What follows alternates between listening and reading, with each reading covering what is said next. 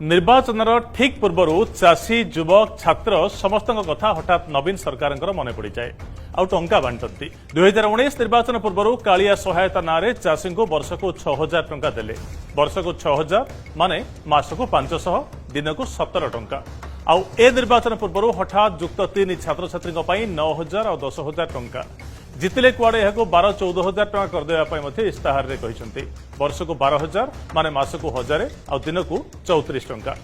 और सरकार गत 5 वर्ष में केवल हेलिकॉप्टर भड़ा देइछंती 51 कोटी टंका वर्ष को 10 कोटी 20 लाख मास को 85 लाख दिन को हिसाब कले 2,83,000